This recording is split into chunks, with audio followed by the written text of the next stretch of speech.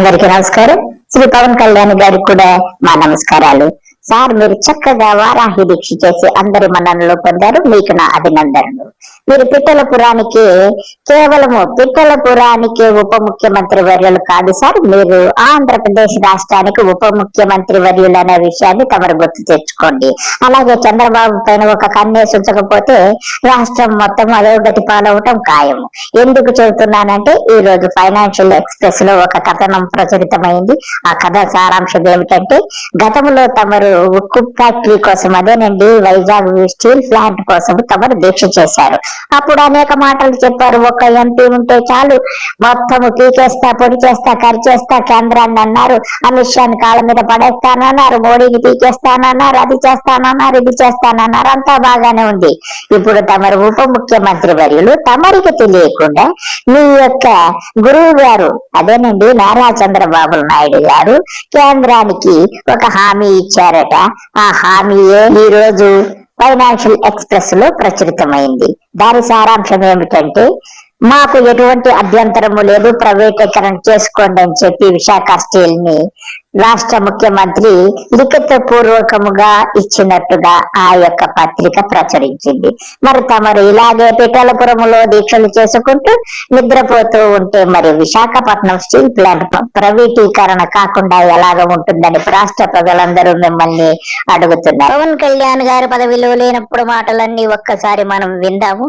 అప్పుడు ఆయన ఏం చెప్పారు, అప్పుడు అధికార పక్షాన్ని ఎలాగ విమర్శించారో కూడా అవన్నీ కూడా ఒక్కసారి పరిశీలిద్దాం.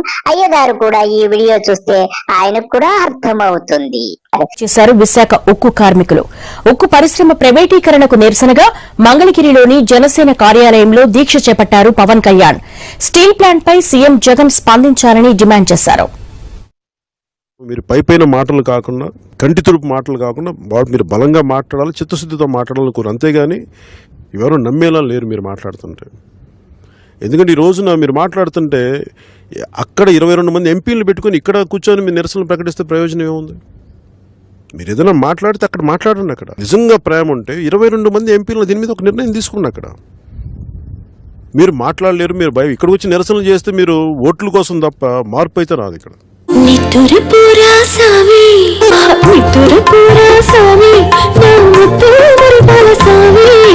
కాబట్టి తమరు నిద్ర నాపేసి దీక్షలు కాసింత తగ్గించి రాష్ట్ర ప్రయోజనాలపైన దృష్టి పెట్టండి. మీరు లక్షల్లో బుక్స్ చదివి ఉండొచ్చు, కానీ డైలీ మీరు వార్తాపత్రికలను చదవడము మొదలు పెట్టండి.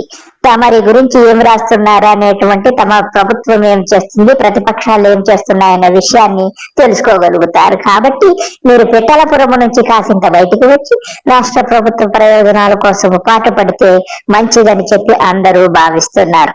అలాగే మీకు తెలియకుండా మీ రాష్ట్ర ముఖ్యమంత్రి, అదేనండి మన రాష్ట్ర ముఖ్యమంత్రి నారప్ప గారు ఎలాగ కేంద్రానికి హామీ ఇస్తారు చెప్పండి?